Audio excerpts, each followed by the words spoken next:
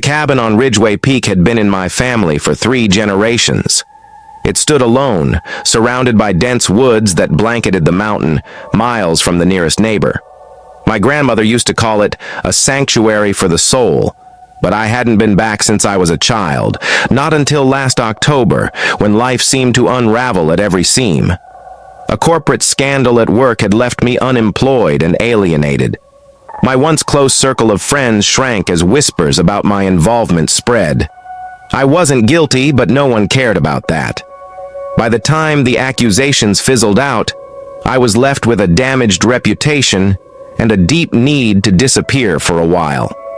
That's how I found myself driving up the winding mountain roads to Ridgeway Peak. It was late afternoon when I arrived, the autumn sun casting long shadows across the cabin's weathered exterior. The place was exactly as I remembered, small, rustic, and surrounded by an endless expanse of towering pines. The first evening, I settled in, unpacking groceries, starting a fire in the old stone fireplace, and letting the quietness of the mountain air seep into my bones.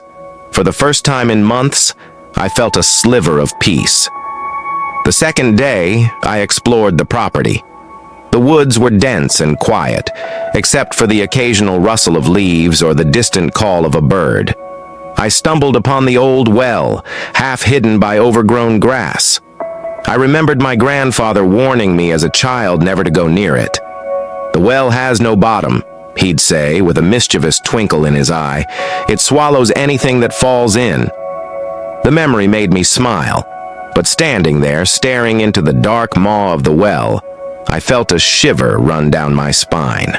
It was colder here, and the air felt heavier, as if the well itself exhaled some ancient, unspoken warning.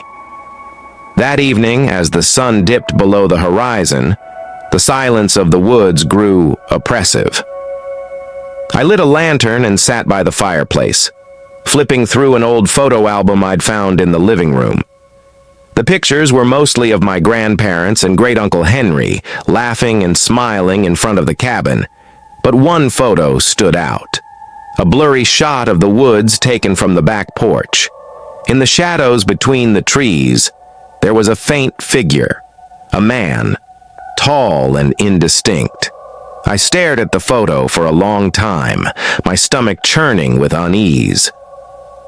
The next morning, I found the journal. It was tucked inside a cedar chest in the attic, its leather cover cracked with age.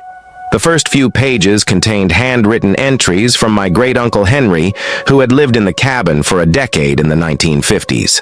His handwriting was neat but uneven, as though written in haste. The entries started innocently enough. Descriptions of the weather, hunting trips, and the occasional mention of hearing odd noises at night. But as I flipped further, the tone shifted. October 12th, 1956. The whispers started again last night. Faint at first, like the wind through the trees, but then clearer. They come from the woods. Always from the woods. October 15th, 1956. Something's wrong. I found footprints near the cabin this morning. Too large to be human, but with a gait that suggests intelligence. I've boarded the windows.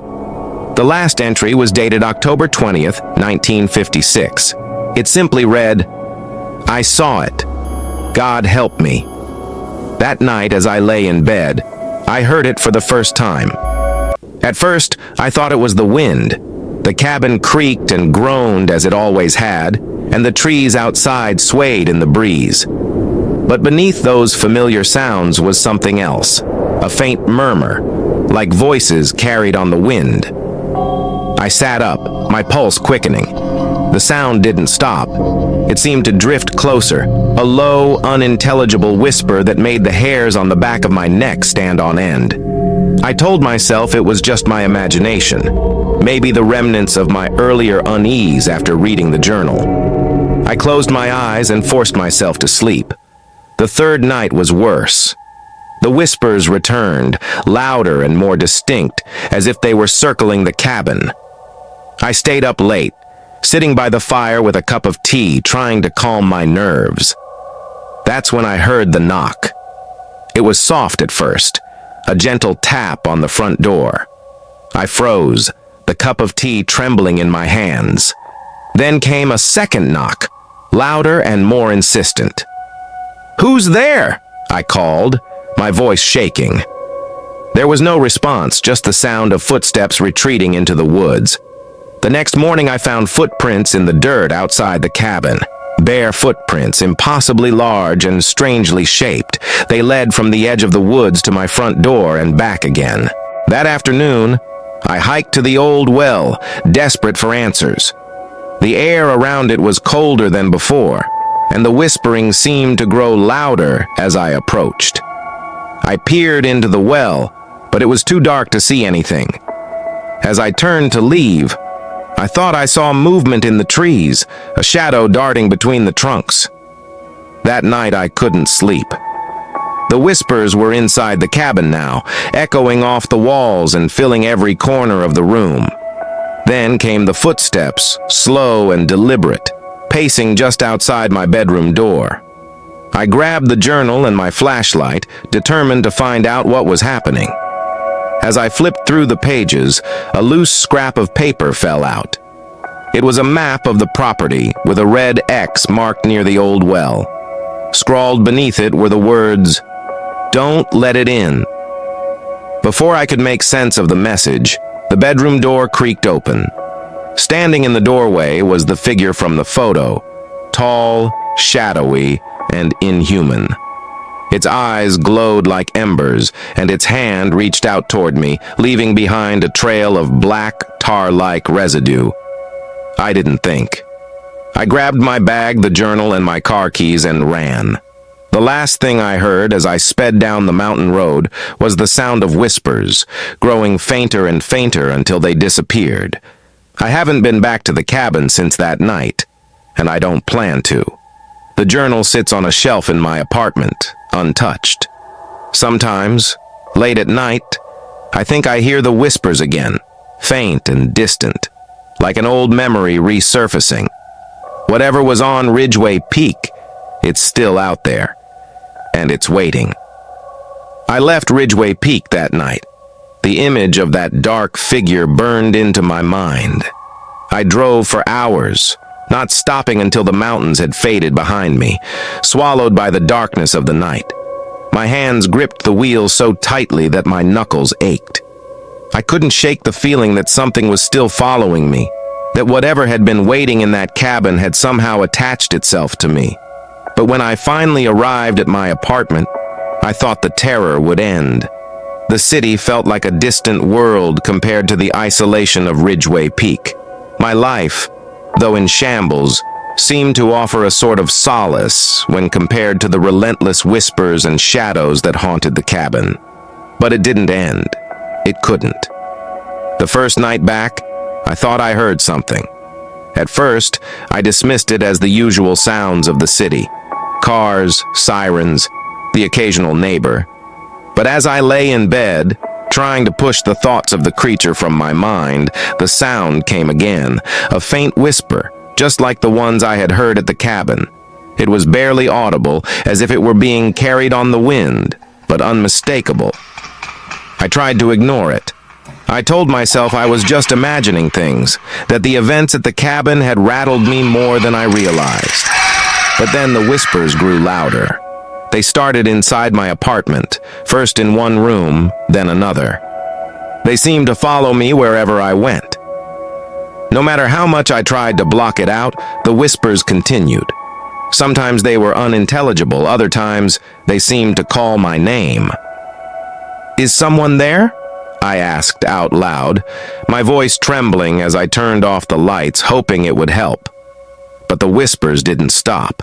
In fact, they grew louder, more insistent, until they filled the entire apartment, echoing off the walls, closing in on me.